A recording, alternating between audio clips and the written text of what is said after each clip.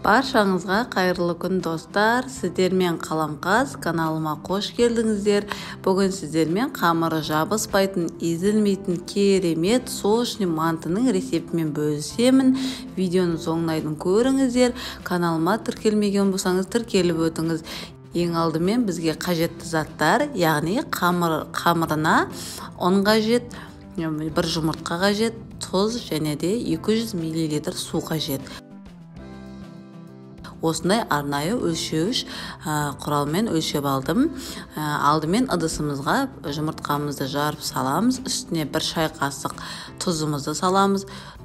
Және де суымызды құйып, аз-аздан ұнымызды сала отыра қаттылау қамыр илеп аламыз. Қолымыздың көмегімен жақсылап араластырып илейміз қамырымызды.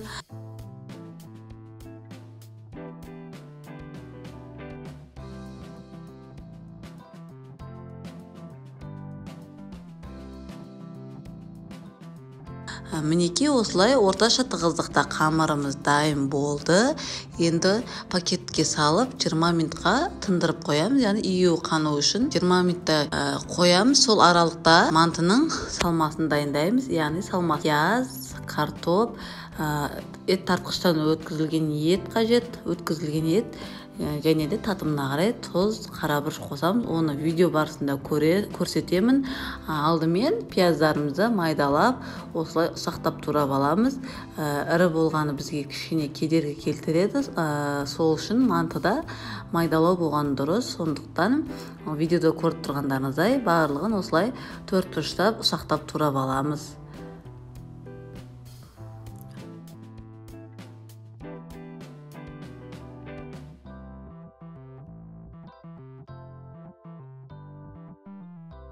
Тураған пияздарымызды тартылған етіміздің үстіне саламыз. Және де картопымызды дәл солай видеода көріп тұрғандарыңыздай төрт бұрышта майдалап көбек қылып турап шығамыз.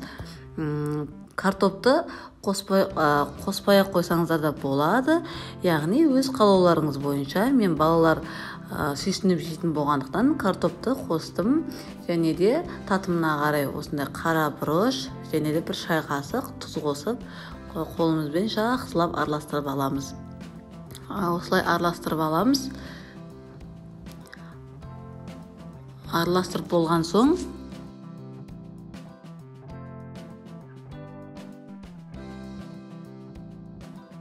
үстіне ең соңында жарты пиала сұйық май қосамыз. Себебі мантымыздың сочный болуы осы майлылығына байланысты. Егер де сіздерде сұйық май қолданбай, құйрық май қолдансаңыздар да болады. Менде құйрық майды көп қолданбайтын болғандықтан осындай сұйық май қолдандым. Қосып болдық. Енді қамырымызды алып, қайта тағы да бір илеп аламыз. Яғни 5 минутқа тағы да қайта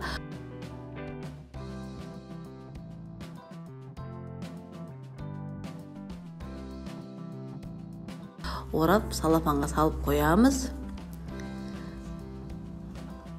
Мінеки 5-10 минуттан кейін қамырымызды алып, осылай екі бөлікке бөліп алдық, яғни екі зуалаға. Менде кішкене орташа көлемде екі зуалақ шықты. Қолымыздың көмегімен дөңгелектеп дайындап аламыз. Енді бірінші қамырларымызды жайып шығамыз, яғни оқтаудың көмегімен сағат тілмен айналдыра шет-шетін басып жақсылап қамыр жаямыз. Қамырымыздың қалыңдығы орташа болғандығы дұрыс, себебі жұқа болса қамыры жыртылып кетеді, қалың болса піспей қалады. Сондықтан орташа қалың көлемде жайып шығамыз. Мінеки осылай қамырымызды жайып шықтық. Қамырларымызды бөліп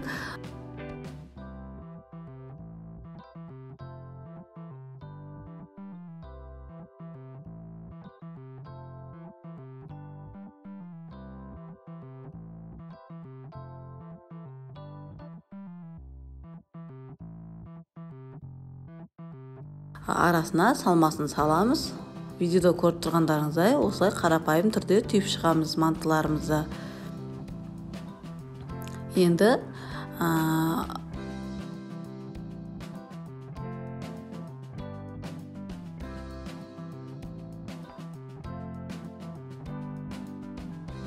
салатын ыдысымызды, яғни манты қазанымыз астын майлап аламыз кішкене, асты жабыспау үшін. Осылай түйілген мантыларымызды бетінен сала отырып шығамыз. Осылай барлығын қойып шығамыз. Сосын ең соңында қамырларымыздың беті қатты болмау үшін осылай сұйық майды жағып шығамыз.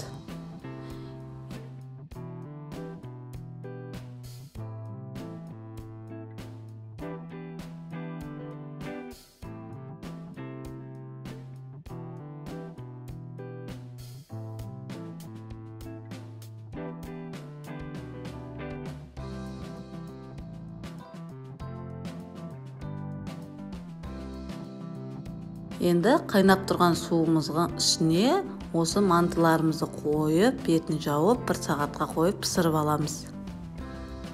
Мінекей, мантымыз пісіп шықты, өте керемет болып, асты жабыспай, қамыры езілмей, сочный болып шықты. Сіздерге жасауға кеңес беремін. Дәл осы рецептпен жасап көріңіздер. Бір жасағаннан шығатын, ауызда еритін керемет манты болып шықты.